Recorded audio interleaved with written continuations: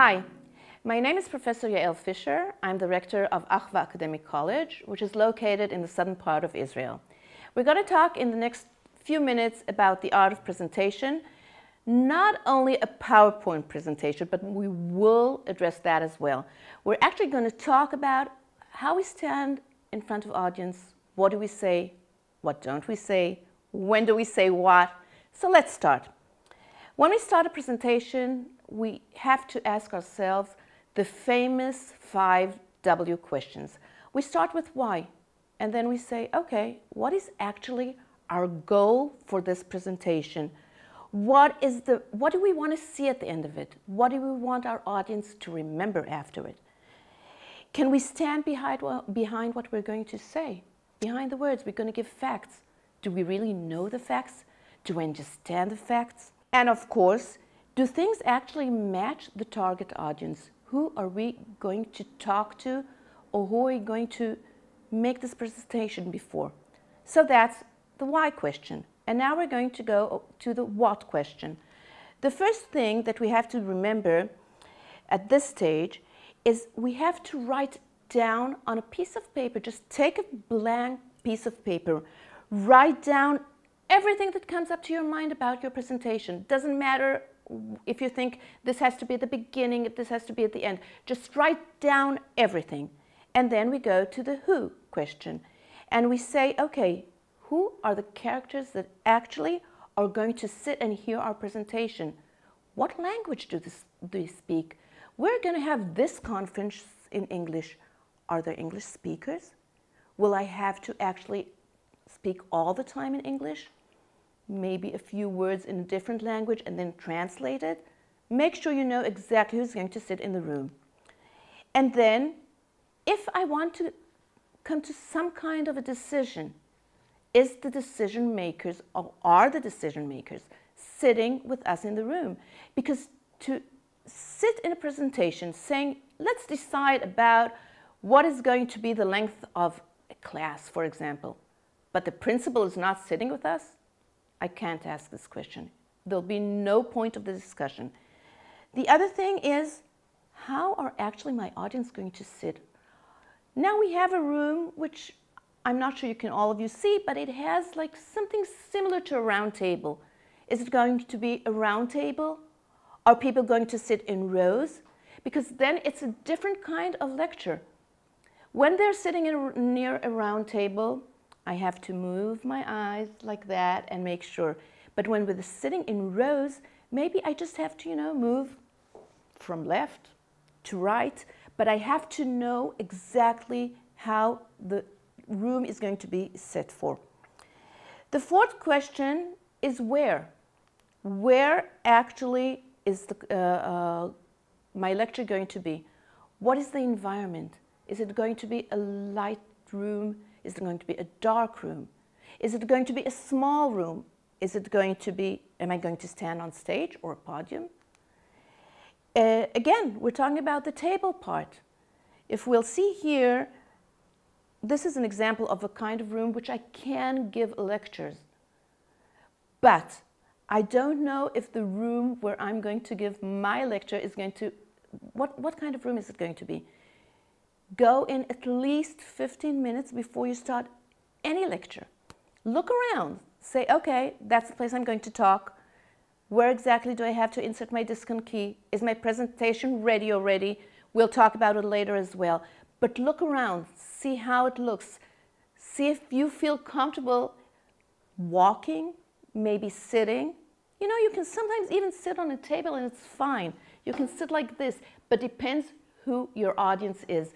Don't sit on a table during a conference. But if you're talking in a class, when you know everyone, you can do that as well. And then we go to the how. The how is actually what is the order of what I'm going to say.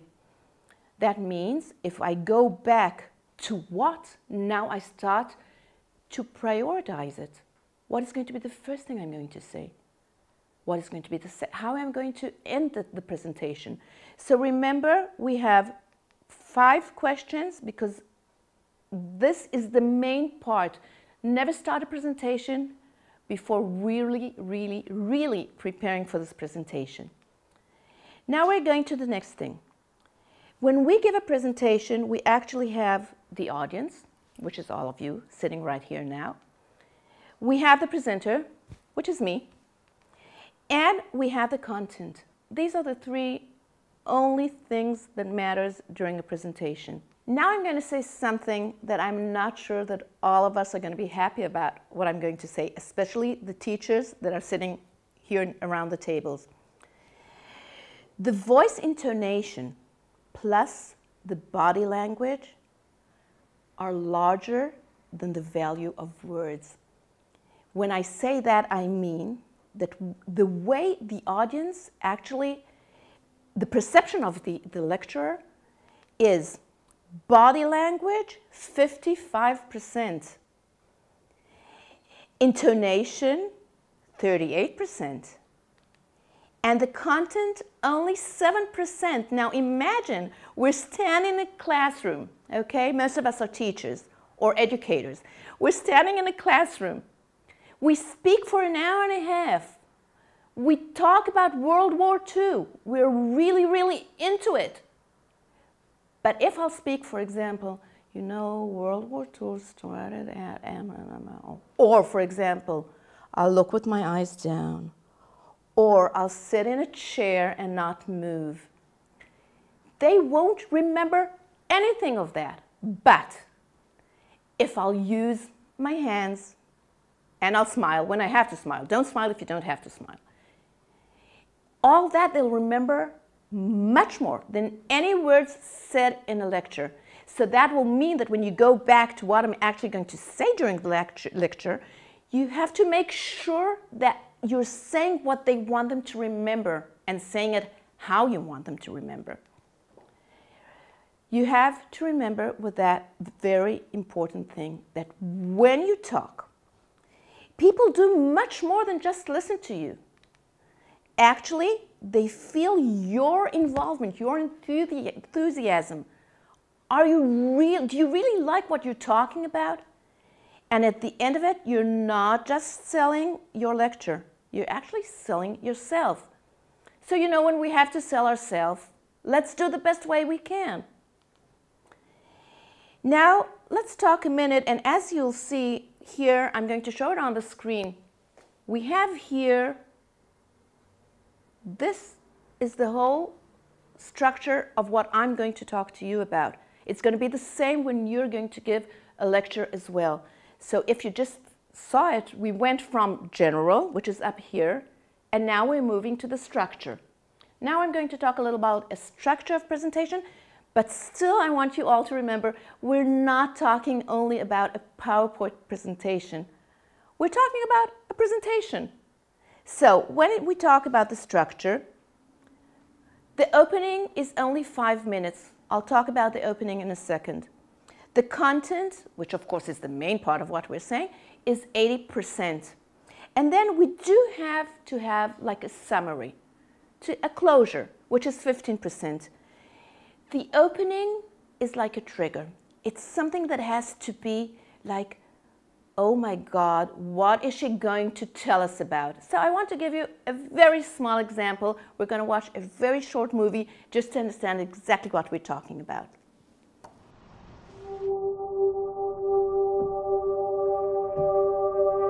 When are you going to get out of here?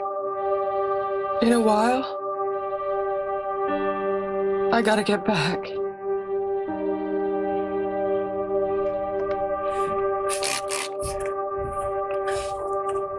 I love you, Mama! I love you too, baby!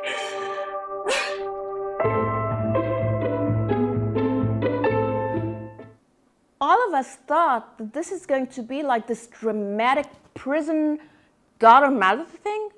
It's just a simple commercial. But you have to find the right thing. You can't give something that's not connected. Right now I gave you something that has nothing to do with the art of presentation, but it really demonstrates that you have to give something very strong. Why? Because you want to start with something that the audience, in 3 seconds, look at you and say, oh my God, what is she going to say right now? So we start from there. Don't lecture, talk. People are bored listening to someone who just talks and talks and talks. Listen, we're not all Steve Jobs, okay? We won't be. But at least we can even stand in front of a mirror and then say, okay, how do I look? Is it normal? Am I frozen? Am I afraid? Am I laughing too much? Maybe I'm talking too much with my hands. You know that Israelis talk a lot with their hands all the time. We move our hands. So the Israeli among us that are watching me right now, calm down, okay? We don't have to do like this in order for someone to listen to us. Calm down a little, it's okay. So don't lecture, talk. And remember that create a dialogue and not only a monologue. You know, it's not that during a lecture, especially in conferences, you don't answer usually questions during the lecture. But look at your audience, look around the room. See how they feel.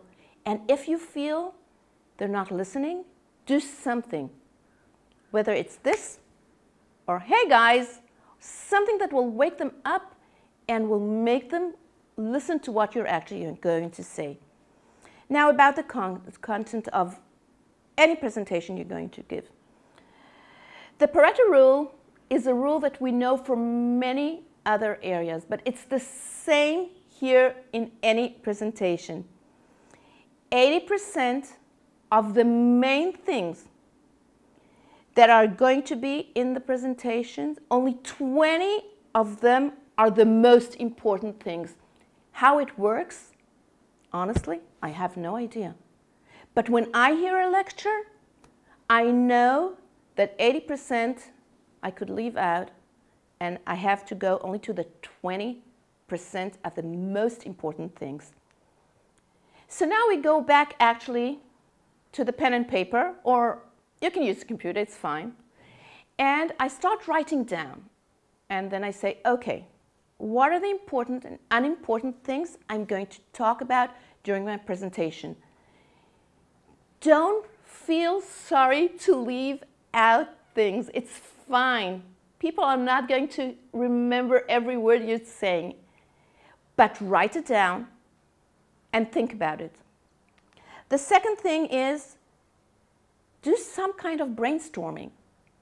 Either you do it with yourself, but it's much better to do a brainstorming with friends. It could be one of your kids if you want to do it with them. Whoever you feel like doing it, and ask them, okay, tell me, these are the things I actually want to say. What do you think is important? What do you think it's not? What if you would have heard my presentation? What do you think I should say, and what do you think I should give up? The third thing, it's very interesting, this part actually. People remember only 7 main issues. By the way, this is right for a presentation in a conference, but in a TED Talk, people remember only 3 things.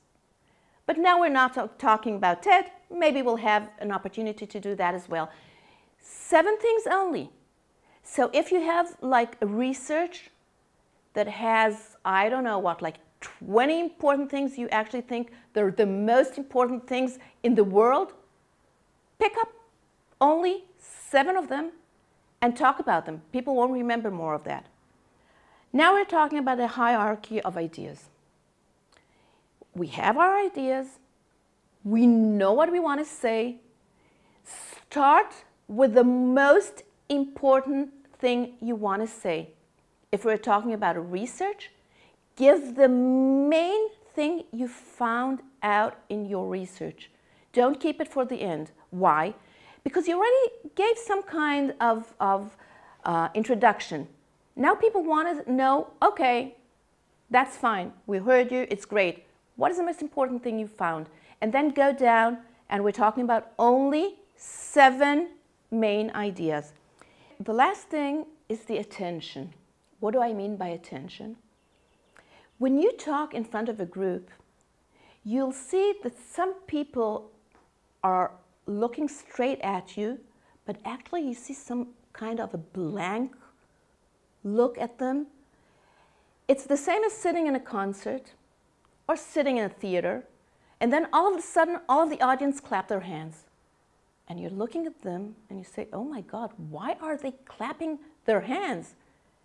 The reason that you can't remember why they're clapping and why you didn't notice it is because of the next fact.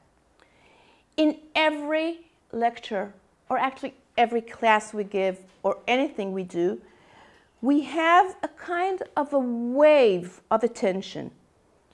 Now, if we look at the screen, between a regression in ourselves, in our attention, to a peak, we have between 2 and 3 minutes. So if that happens in a theater, and you're at the regression part, everybody else will laugh or clap their hands, but you have no idea what happened. It can happen during a lecture. So what do? Look around, see if you see this look in the eyes that you feel that they don't understand. You can repeat it.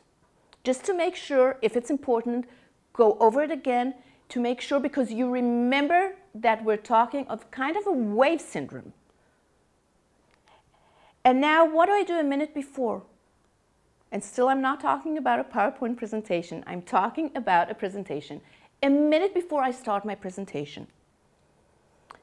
If you have, and I really, really think it's important, if you are preparing a presentation, print it out. I have to tell you a small story. A couple of years ago, we also had an international conference here at Mofet.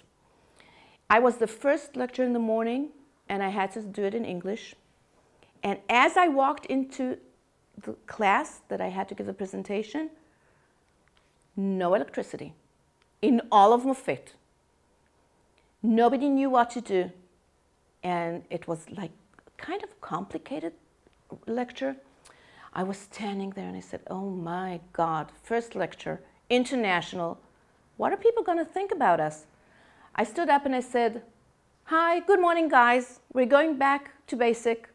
We're going to the whiteboard, and I'm going to write everything on the whiteboard. Actually, I think that was one of the better lectures I gave. So prepare, print out your slides. You can never know what's going to happen. I'm not talking about, of course, preparing 2 discs on keys, have your presentation on a cloud, have it everywhere you need. But really think about it, that maybe you won't have electricity. It happened to me. I hope it won't happen to you, but it could happen to you as well. So the first thing is, when you go to wherever you go, we'll talk about where exactly you give your presentation. Take the printed slides and put it, you know, we have these nylon bags. Put each page in a different nylon bag, but don't hold them too close. When you walk up to wherever you're going to give the presentations, you know, be comfortable. Don't let the audience feel that you're nervous. And even though you're nervous, most of the people are still very nervous when they speak before audience. It's fine. Don't feel bad about it. It's okay. It's human. The next thing, as I said before, you have to print notes, because you can't remember everything by heart. So when you print your notes, print them in large fonts.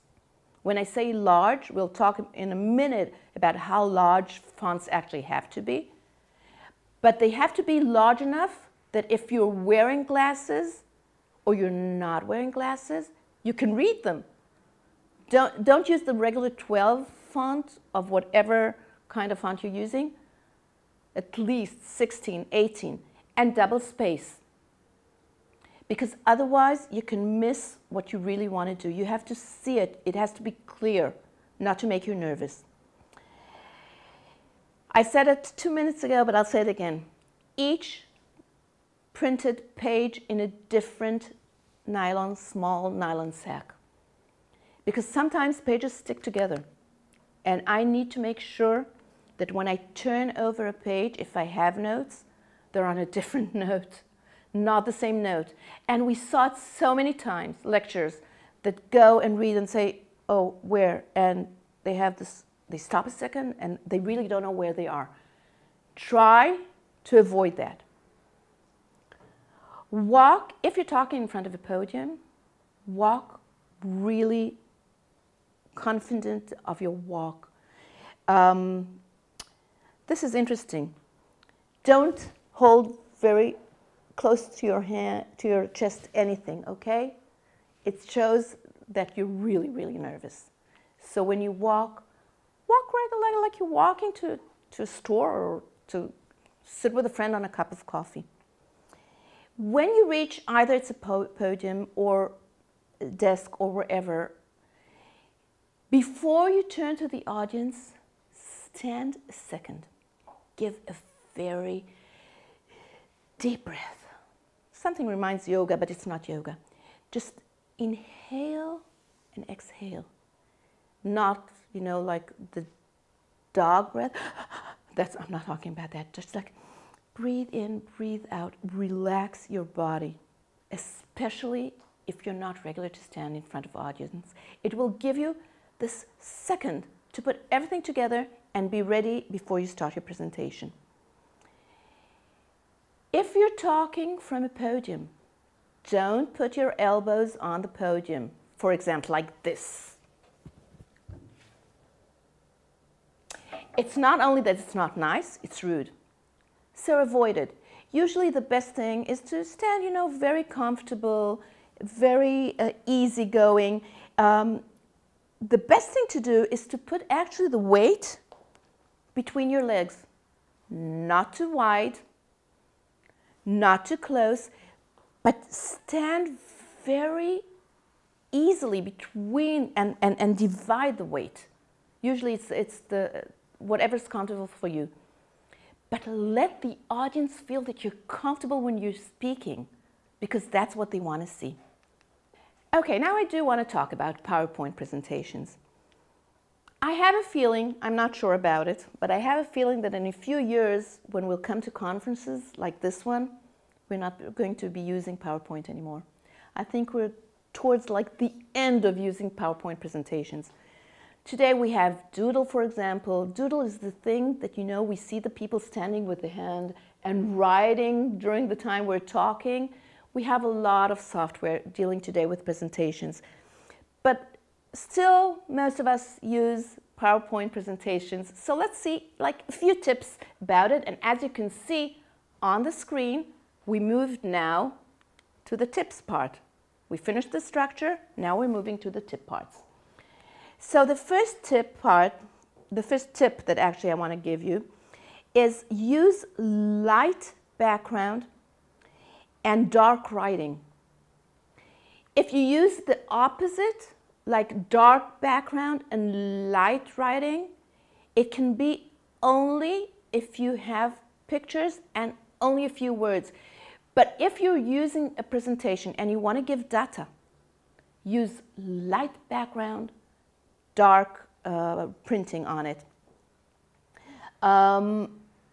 If you're using, like I use here, like the buttons or whatever we see on the side, use very strong colors. Now remember, not whatever we can see on the screen is what we really planned at home. So make sure it's strong, because sometimes the color will be a different color. The second thing is don't put a lot of words on the presentation. Right now what you see is that I am using words on the presentation because I'm trying to guide you how to prepare it. But in a regular presentation when I talk in conferences, only very few words. Because actually the presentation is not instead of the lecturer. It's a help for the lecturer, but it's not instead of the lecturer. So put a few words, just the lecturer has to remember what he wants to say. If you can use the lecture instead of the presenter, let's just put it online and leave it out. We don't have to have the presenter. So don't overdo that. What I do usually in my presentations, I use Tahoma. Why? Because it relaxes the eyes. I know that a lot of presenters use what we call Ariel or David. Leave them out. They tire the eyes. So Tahoma, it has like a little soft ends to it. It's easier to read. Try not to go under the size of 18. Because under the size of 18, what happens? The audience can't read it. And then they start asking, what did he say? What's written on the board? What is it? 18. You can use 16. Sometimes we see with 16 as well. If it's a small room, for sure. If it's a large hall, so, well, actually the projector is better, so you'll see better. But try not to go beyond that. Do not use animations. This is something that I'm trying to explain all the time. The animations that we have a lot of options in PowerPoint, but swivel, swift, up, down, what it does, people get lost. They can't absorb it. They have to see clean animations. Usually what I use fade, which is a very soft coming in for the animations. Sometimes when I have an arrow, I do use other things, but most of the time it's fade. It's enough. Believe me, people don't want to see today the in, out, swivel, typewriter music. You can add a music to your presentation. It's very easy, by the way. Think about it if it's really necessary. Usually music takes the audience to a different place. Unless you put Frank Sinatra and My Way, so probably they'll enjoy it and listen to My Way and Frank Sinatra. But usually they don't want to hear music, they want to hear whoever is speaking. This is something I really want you to remember, especially before coming to a conference. We have a kind of how to figure out how many minutes we need for each slide in a PowerPoint presentation. So, no more than 2 or 3 minutes per slide. That means in a presentation, in a conference, which usually is between 15 and 20 minutes, depend on our conference, divided by 3, no more than 10 slides. That's it, guys. That's it. No more. So when you sit at home and prepare your presentation, you can't prepare 120 slides. You don't have time for that. You want them to see the slide, and you want to talk about what's on the screen. So no more than between 2 and 3 minutes. I actually even think about 3 minutes, and then you can talk. You can see how they react. You can go over things if you actually need it. I really like to add to my presentations pictures. And not illustrations, pictures. Now, there is a problem with pictures because usually we Google them. Not all of them I can use them. Some of them have copyrights, and I really have to check if I can use, especially in an international conference, because the presentations are going to go online.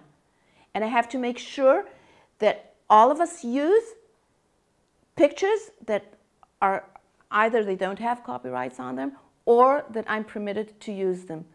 So check and double check. But try to give up, we can find a lot of pictures. People like to see pictures that they know what they say. So try and find them online. Using humor in a presentation is great, but, well, that sounds like really American, starting something and then saying, but, I'll say it anyway. We go online, all of us, all of the time, all of the day, and jokes like either they're viral jokes or everybody sees everything over the Facebook. So try really, don't use a joke that you read yesterday over the internet. Because if you read it, most of the people in the room read it as well. Think of something that maybe it's special, somebody didn't hear about it. It's great using humor, especially when you want to lighten up the audience a little and you don't want them to sit, like frozen the whole time and sitting stiff. So it's great using humor, but really think about what kind of humor you're going to use. So now that we have like a general idea of how to present, I just want to give you one small example of what actually I do when I give a presentation in a conference. As you can see, it's a regular slide that I showed before. We do have a menu here, and I divided this menu into 4 parts. The first part is the theoretical background, because you know it's a conference, people want to know a little more about what you're talking about. The second part is the method. The third part is results, and the fourth part is conclusion. It's actually just like writing a paper. Each part changes the color as I move down. So as you can see, just as I said before, what I just showed you, I do exactly the same thing when I give my presentations. Right now, I'm actually a consultant. You can either listen to what I say, you can do whatever you want to do, but if you use whatever I said, I really, really hope that you'll have a great presentation. But I do want to add a little joke. In the middle of nowhere, there's this great-looking guy coming in a convertible, parking his car. It's something like a desert. And he sees the shepherd with the sheep, like far away, and he does to him, you know, come here, come here. So the shepherd walks over and says, yes. He said, listen, if I'll tell you how many sheep you have, will you give me one of them? And the shepherd says, sure, why not? And he said, okay, hold on a second. He takes out his like mini laptop, opens it, puts all kind of whatever he has to do, like satellites, opens like 25 sheets of Excel, does all kind of things, and then he looks up to him and says, 356. And the shepherd says, great, you can go, walk, pick any one you want. So he walks over, picks one. It's a convertible, it's easy, he puts it into his car. And then the shepherd says, listen, if I'll tell you what you do, will you give me back my sheep? He said, of course. He said, you're a consultant. He said, tell me, how do you know? He said, I'll tell you. First of all, you came, nobody asked you to come. The second of all, you gave me information. I already had the information. I knew exactly how many sheep I have. And the third thing, you have no idea what I do because you just took my dog. So guys, have a great presentation. See you all in the conference. Bye.